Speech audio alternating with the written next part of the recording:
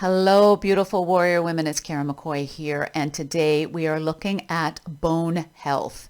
This is probably one of the most important podcasts you're going to ever want to watch. And the reason for that is because they call osteoporosis, which is our topic today, it is the silent disease that every woman will be affected by, and we can prevent it, okay? So what is osteoporosis? So osteoporosis is where bones become weak and brittle and porous. So bone is living tissue. It's regenerating itself.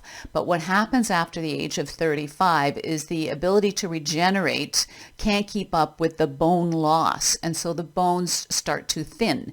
They start to become porous, right? Now, a lot of people think of osteoporosis as the woman in her 80s that takes a fall, breaks a hip, and ends up in a wheelchair. That is very real. And that is, the hip is the biggest area for osteoporosis for sure. It accounts for about 80% of placement of osteoporosis. The other placement is the wrists and the spine. However, even bending over or coughing can cause breaks. Like, it's insane. And so it is just because the bone is starting to degenerate over time, right? So it occurs in women over 35. And so basically it can occur across all races. We'll take a look at the top four ethnic races that it happens with. But it is women over 35 will lose up to 0.5 to 0.75% of their BMD, which is bone mineral density or bone. So 10 million Americans have osteoporosis, and 80% of those, of course, are women. Approximately 1 in 2 women will, over the age of 50, will break a bone because of osteoporosis. That's a shocking fact. We have to turn the tide back on that, ladies. A woman's risk, and this is another very sobering fact, a woman's risk of breaking a hip is equal to her combined risk of breast, uterine, and ovarian cancer. So this is where we break it down into Caucasian, Asian American, African American, Latino, just for your interest's sake. So Caucasian women, 20% of Caucasian women over 50 are estimated to have osteoporosis. Between the ages of 20 and 80, Caucasian women lose 1/3 of their bone mineral density in their hip. Asian American women, about 20% of Asian American women over 50 are estimated to have osteoporosis. More than half of all Asian American women over 50 are estimated to have low bone density, which means their bones are getting weaker, but they don't have osteoporosis yet. So they call that osteopenia. Many of you probably have been diagnosed with osteopenia, which just basically means it's not full-blown osteo, but there is a degeneration of the bones happening. African American women, 5% of African American women older than 50 are estimated to have osteoporosis. Recent research shows that even among African American women who do not have risk factors, very few are screened for the disease. In the United States, African American women are more likely than any other racial or ethnic groups to have diseases that can lead to osteoporosis, such as lupus and other autoimmune diseases. And in Latino women, our final group, 10% of Latinos have osteoporosis. Hip fractures, though, among Latinos in the U.S. is on the rise. They're not quite sure why. So, what are the risk factors? We're going to go into that. So obviously, if you're small-boned, small-framed, you have less bone mass, so you're at risk for it. Menopause, of course, is a huge one because during menopause, we lose estrogen, and estrogen is bone saving. Hence the huge movement for women moving into hormone replacement therapy or menopause hormone therapy, as they call it now, whether synthetic or bioidenticals. We'll talk about that in a minute. The third defining risk factor is family history, of course. Having a family history of osteoporosis increases the risk for both men and women. But I am going to share with you in a moment my findings in our family, because that is not always a reality if you do things differently. The fourth one, smoking and drinking. Of course, it's going to draw away precious minerals and nutrition from your bone, but it also makes them more porous. So stop the smoking and please limit your alcohol. Sedentary lifestyle goes without saying. If you ain't moving, then you're not contracting your muscles against the bone, and so they don't have to thicken to maintain. So that's part of the benefit of weight-bearing, weight training exercise, which we'll talk about. Here's a big one for you ladies. It's excessive dieting or calorie restriction over the years. So if you've done a fast weight loss, it's not as dangerous. It does not really result in negative bone mineral density. But if you are a chronic dieter, or you have been, or you restrict, and you've done this over a long period of time, and many of the women I coach have been doing it for decades, that draws down the bone material. So, and this also includes, of course, anorexia or bulimia, which again is going to challenge bone density. And then, of course, there's some medications that inhibit bone structure and it can weaken the bones, such as corticosteroids. So these would be cortisone, hydrocortisone, and prednisone. Selective serotonin reuptake inhibitors, or SSRIs as we call them, and proton pump inhibitors, PPIs. So certainly we need to be careful of that. So again, this is really, really important that we understand that there's much we can do. And I want to show you this picture of me and my mother and sister. So here's my mom in the middle, my sister Cheryl, and myself. So my sister and I have done weight training for many years, me more so. And I started in my 20s, so I've been doing weight training for 40 years. And my sister off and on over the years, but we have maintained, I think my sister's lost about an inch. I have maintained my height at 5'2.5". I'm keeping that half. And my sister is 5'3". And my mother was the same height as me. So you can see my mother has lost almost 5 inches. So it's drastic to see. Oh, somebody's calling me to discuss osteo.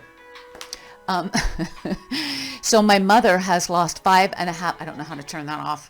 My mother has lost 5.5 inches. My mother is now in a wheelchair. She has hip issues. She has knee issues.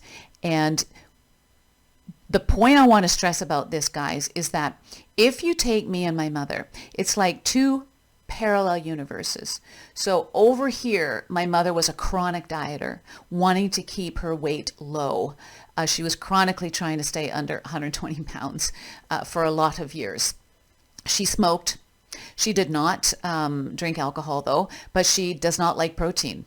She despises meat, and she would think that a little bit of yogurt was enough calcium. She would take calcium pills, which we'll talk about in a minute as well. And she drank a ton of coffee. Coffee is very acidic.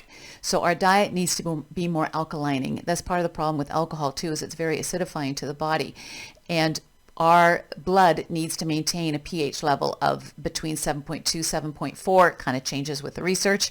But the bones, calcium, magnesium, they are alkaline. It's a huge storehouse of alkaline minerals in our bones. And so if we're not getting it in our food, the calcium that we require to manage our our blood levels, our pH level in our blood, it will draw from the bones because it's sitting there and our blood needs to maintain a certain pH balance. So that is why alkaline foods, whole foods, guys, rock. So back to my mother. So my mother felt that walking was enough, and she used to walk a lot. She didn't like meat. She loved her coffee. She dieted a lot. She also was on medication for pain. So SSRIs were at play. and she has lost 5 inches. So myself, I'm just totally on another journey in this parallel universe. And so that journey has included weight training for over 40 years. I'm very good with my protein. This is why I get all my women on adequate protein. How many grams? Anywhere between 80 to 150 grams a day. Absolutely necessary, depending on your height, your weight, your experience, your goals, all that kind of stuff. So my protein's always been up. I've always been a lover of whole foods. I don't eat a lot of processed foods because that too is very acidic to the body and hurts the body's acid alkaline balance. And I walk a lot, of course, but I don't take calcium supplements because I get it from my food. I feel I do. So I'm going to show you near the end of this podcast my DEXA scan so that you can see what exactly is a DEXA scan. It shows you your bone health, and I urge every woman to get it checked no matter what age. They recommend a DEXA scan in their 60s, and I think you should do it sooner. I did it in my 50s, early 50s, and then I did it again last year at 62. So we're going to look at that. It's super, super important because that is how you can see and manage your body. And you want to start now. Do not wait until you're in menopause. Menopause is the fastest loss of bone, but you don't want to wait to get there. So menopause is a time of action, right? So there's my poor mother who's 5.5 inches down, and my sister and I have pretty well maintained our height. My sister's 67, I'm 63, and we've always had a very active lifestyle that includes weight training. There's a difference between weight bearing and weight training. We'll go into that. But there are many things you can do, and you need to start now. If there's anything that I can impress upon you, it is start now, because we lose our bone rapidly when we go into menopause. So whenever that is, but we start losing it before. After 35, guys, we start losing our bone. And so it's really hard to build back bone. Now, research is finding that you can if you get your protein up and you do weight training. And they have shown that you can stop bone loss even in your 70s if you adopt this lifestyle. But the amount of bone loss that you have is depend on how much bone loss you have had when you reach menopause. So menopause, of course, is when you stop having your periods for at least a full year, then you're fully into menopause. And I stopped at around age 53. So your 50s is the biggest time for your body to start going, ooh, with your bone mineral density, unless you're being proactive and putting tools in there to prevent it. So the two major factors that affect your chance of getting osteo, again, are the amount of bone you have when you reach menopause. So the greater your bone mineral density is to begin with, the lower your chance of developing osteoporosis, right? If you've had low peak bone mass or other risk factors that cause you to lose bone, your chance of getting osteo is greater. It's just simple. So you want to move in your 30s and 40s into the different things you can do to maintain your bone, because once it's gone, it's very tough to get back. Very tough, almost impossible. Research again is coming out saying, oh, maybe we're wrong about this, but guys, it takes a long time to lose bone. It takes a long time to gain it. So the best factor is to hang on to it. So the other deciding factor, how fast you lose bone mass after you reach menopause. So after, in your 50s and 60s. So for some women, bone loss happens faster than for others. You can't determine it. In fact, a woman can lose up to 20% of her bone density during the 5 to 7 years following menopause. So again, for most women going into menopause, it is the early 50s. That's the general. And so in your 50s is the biggest time. 20% of your bone loss can be lost unless you are doing the proper things to keep it on. So the faster you lose bone as well, the faster your chances of osteo, goes without saying, right? So again, Menopause is a time of action, but perimenopause is a more important time of action, guys. So here's the 4 biggies that you need to do to maintain your bone mineral health as you age. Number 1 is exercise. You guys know this, okay? So it's all over the internet. So there's a difference between weight bearing and weight training. So they talk about weight bearing exercise like walking, jogging, dancing, tennis, badminton, pickleball, all those kinds of things. That's wonderful. But what I have found and what research is showing, what beats that is weight training 3 to 5 times a week, guys, for at least 30 to 40 minutes each time. And the difference is weight bearing is your own body weight, right? So your body weight and moving through time and space with these different sports is important. But if you could add on external weight, what happens is now you are putting more stress on your muscles, which means more stress on the bones. So think about this. You've got bone, right? And you've got the muscle laying over, like let's just say in the bicep, right? So you've got your arm and you've got the muscle. When you're doing like a bicep curl and you're adding extra weight, you have more of a stress. And what happens is the muscles, the tendons, and the ligaments are pulling on the bone. And when it does it, it's kind of like you're pushing against something and it has to push back. So now your bones have to become stronger to maintain and support the stress that you're putting on from flexing and extending with weight training. That is why it is the most important thing for women over 40 to be into a proper structured weight training program that is consistent, that has you pushing the envelope a little bit.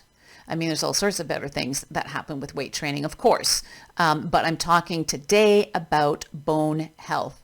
So when you have that added stress, like elastic bands on a fixed thing, being your bone, what happens is the bone has to strengthen to maintain against that pull. That is the beauty of weight training. That is probably why I haven't lost a millimeter and my mother's lost 5 inches, because I've been weight training since I was 21. Now they're starting to do research on women like us that have done weight training. Most of the research on female athletes as far as metabolism, immune system, healthy joints, healthy aging, et cetera, was on triathletes, because that was kind of the majority of what women were into, and us bodybuilders are like kind of weird, on the side. They're like, that's not really a sport as they thought, and it wasn't as thoroughly looked at. But now it is, because it's become so popular and mainstream that now they're going, and they are looking at women and men like us that have been doing it for 30, 40, 50 years. And there is a drastic difference in all things, including bone health. Super, super important that you understand that. So we want weight-bearing exercises like badminton, tennis, walking, jogging, power walking, dancing, all that stuff. And we also want weight training. Okay. Number 2 is you want a diet that is rich in calcium. Now, I want to put something in here though. It is more important that you eat calcium-rich foods than downing calcium tablets. Have you guys ever had the calcium tablets? They're like friggin' horse pills. They're so big. And the reason for that is because the calcium molecule is so big that the pills have to be big. And it is one of the hardest ingredient for the body to absorb, to digest and absorb, because it's such a big molecule. So that's why you see these horse pills. Now here's the thing. If you look at, there's calcium citrate, calcium carbonate. Let's just look at calcium carbonate. They often say you need to take like 2 of these big horse pills. And the reason for that is because the amount of elemental, which is what you want, is you need about like 700 a day, but you need to get like 2,000 of calcium carbonate in order to get that core of absorbable, usable, elemental calcium. So it's really tough for the body to absorb, and that's why you got to take these big horse pills. What's better is to get it, of course, from whole food.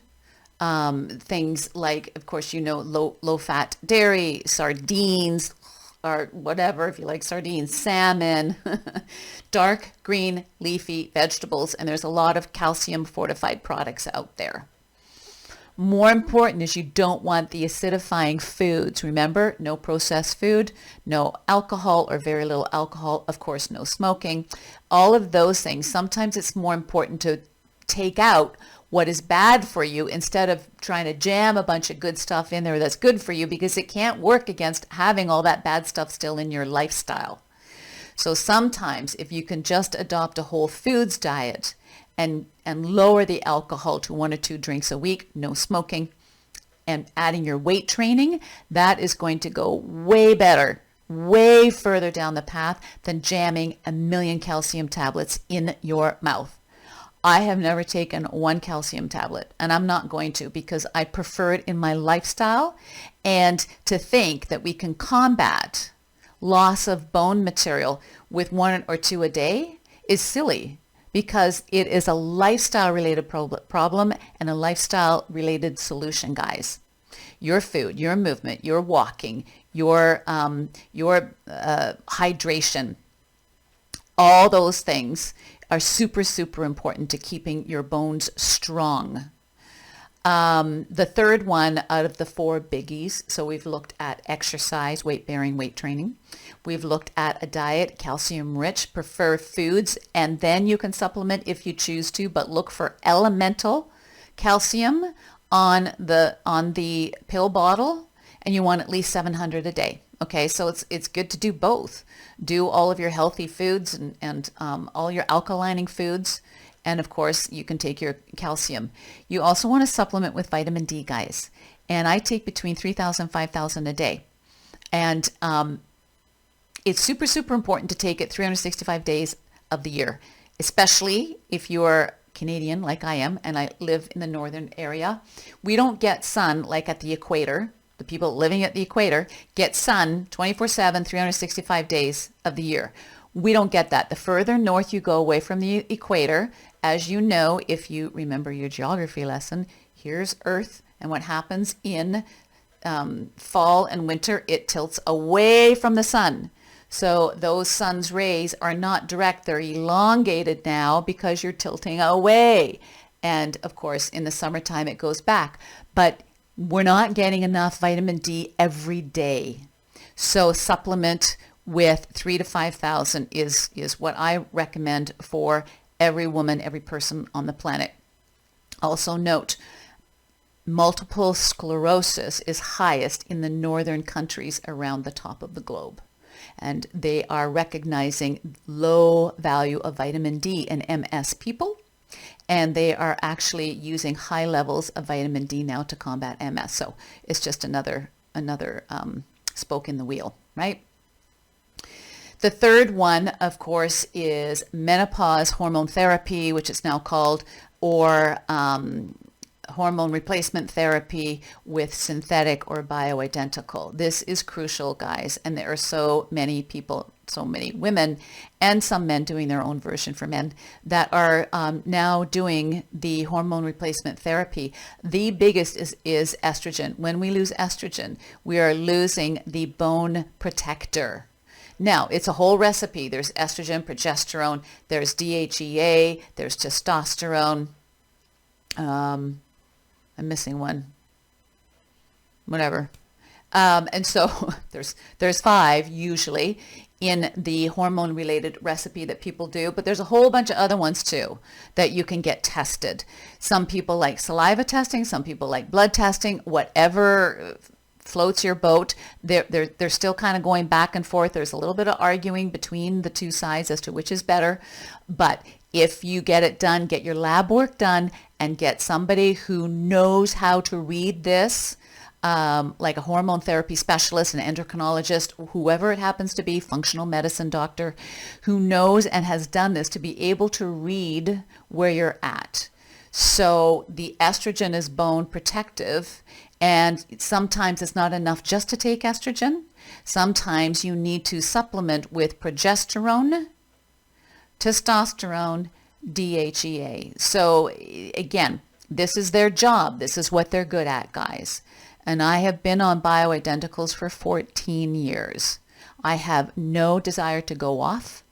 It is another whole model that people have adopted for a long time in Europe, but there is such a fear factor in North America because of the ill-fated Women's Health Initiative of 2002, where the hormones in HRT apparently did damage to women's health, but they then went, oops, sorry, no, we used very unhealthy women. It wasn't a good study. Our bad, but people are still in fear of it. You need to get checked. You need to have a doctor understand your family history. There can be issues around cancer history as well. So that, again, find somebody who knows how to do that. But hormone replacement therapy is huge when it comes to not just building and protecting bones, heart, brain. So it's been brain supportive against Alzheimer's and dementia. All of these things have been around in the press for many, many years. You're not going to see it in a Google search because you're going to see all the fear mongering. So please do your homework, okay? Go behind the scenes. Talk to other people, talk to other women, talk to your doctor, and talk to a specialist in that area. Many doctors are not specialists in that area, guys. This is your body, your health, your future. So take the bull by the horns and find out what's out there in your area. Okay, so we looked at the four biggies are exercise, weight bearing, and weight resistance. The diet, which is calcium-rich foods. Also, you can supplement with calcium where you're looking for elemental calcium up to 700 milligrams, give or take. And you want to add in vitamin D as well, right? For it to absorb into the bones. You want to look at menopause hormone therapy. And the fourth one is start now. Start now, guys. Don't wait until your bone loss starts at 40 and then go, well, I haven't hit menopause yet because that's when the big bone loss apparently happens. Yeah, it is, but you're still losing along the way. And sometimes you can't gain it back. Many times you can't gain it back. So invest in the lifestyle now. It is super, super important. And if anything, I hope that picture of me and my mom and my sister shows you how you can choose a path, a lifestyle, and what you choose to do. It is shocking for me to see that photo. And now she can't even stand. She's in a wheelchair and she's in constant pain. She has terrible bone loss and she has had a hip replacement. I've had a hip replacement too, but I had no bone issues with that hip replacement. It was just a wonky hip I was born with. But my mother's hip disintegrated. Again, another sad factor of different lifestyles lived. So I want to show you my DEXA scan, which is looking at bone, and walk you through that.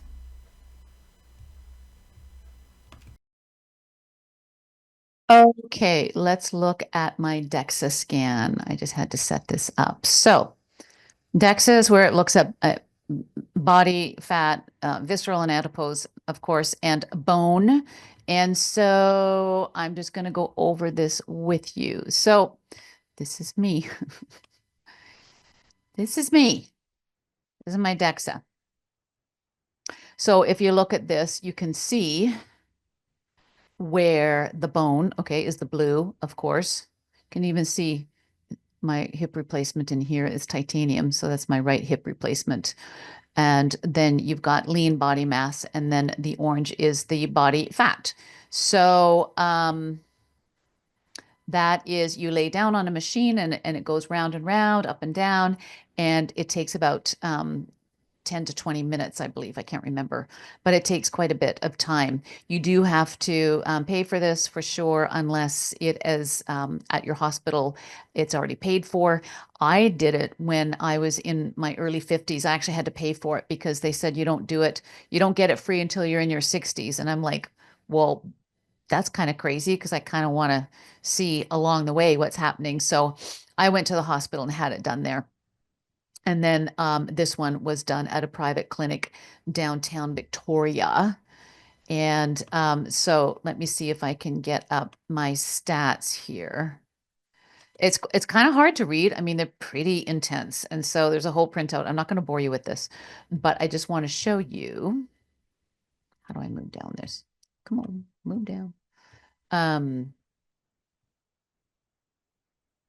how do I move down? Oh, there we go. Okay.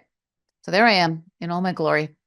So this is looking at BMD, which is the bone mineral density. So this is low down here in the pink. This is medium, and this is high.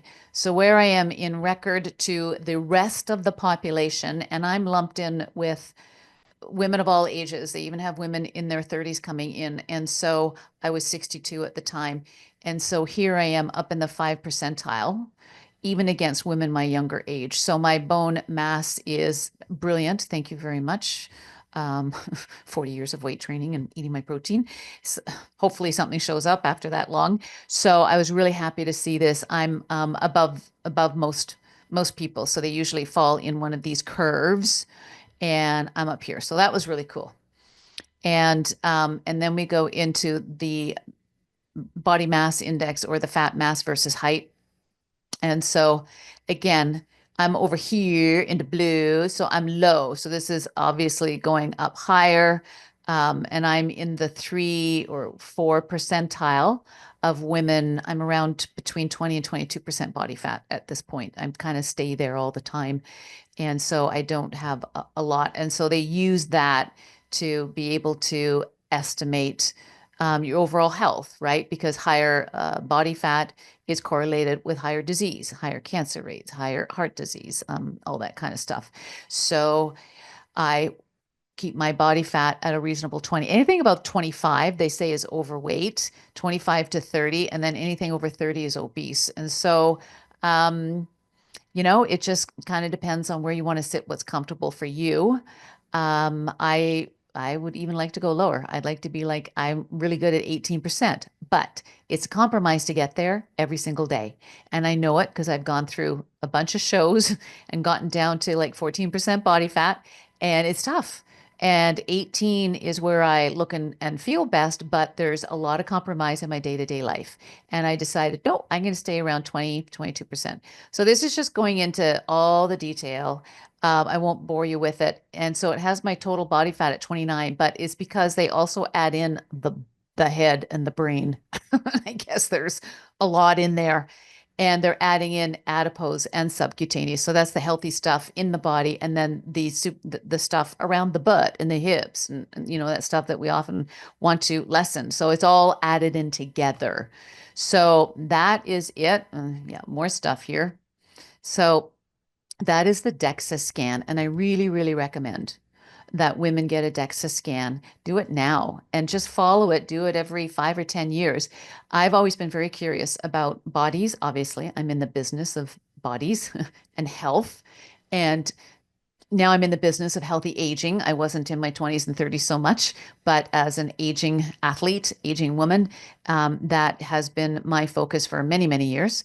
And it does take on a different life of its own. It really is about coming to an understanding and an acceptance that things do change, but not as much as people think. It is usually, you can't just, I always say you can't just let age happen. I mean, you can, but the dire consequences of that are not good physically, mentally, emotionally, spiritually. And that's why I work with women over 40, because that's usually when things change in the body. It's also when things change in their life. It's when things change in their meaning around life. There's a lot of change happening. It might be changing career or moving into retirement, or empty nesters, or they might be taking care of elderly parents. They might be moving into divorce. All sorts of different things happen. And that's the lifeline of us aging women. It's a lot more complex than it used to be, for sure. But we also have a lot more options available to us as well. But the cornerstone of it all, which has been my philosophy for 30 years of coaching, is the body is your vessel, and it is what carries you through this life. And we best keep it healthy and happy and strong because we got a lot of life to live. And when we're living in a body that's not well, it affects every other body, mental, emotional, spiritual, our souls, all of that. It's all connected. It's not separate. And I see a lot of people who are very successful in a lot of areas of their life, but they're not successful in their body health. And it is a challenge because their definition of success is external. And we need to look at the internals of having a healthy mindset, feeling empowered, feeling rooted and grounded, feeling joyful, confident. And that is directly tied to our physical body and how we nurture it, because we need to stay strong and healthy in this body and in this life as we progress through. We're living longer than ever before. Um, and we want to live well as living long, because medicine allows us to live long, but not a lot of people are living well in their 80s and 90s. So we want to make sure that we're doing everything we can. And my tools, of course, are weight training, proper nutrition, proper food management, and proper mindset practices, and being able to use some of the tools and skills from the metaphysical environment as well, the woo-woo, if you will, because it's all tied together. So I hope you enjoy this presentation around osteoporosis. Ladies, if I can just say anything, I would just say start now. Okay. You are not defined by your parents' physiology. You're not defined by your family history, as you can see from my pictures with my mom. I hope that gave you some awareness to say, wow, it is possible. And look at hormone replacement therapy, look at what kind of exercise you're doing, look at the food and whatnot that you're putting into your body. Remember, your cells are innocent bystanders, and they're only doing the best and making the best material with what you give them. So we want to give our body good stuff. And if any of this resonates with you, please leave your comments below. Or you can email me, Karen@mccoyfitness.ca. And thank you for your attention to this. And just know it can change at any moment. And that is our responsibility, and that's our gift. Okay, you guys, be well. Thank you so much for listening. Take care. Bye.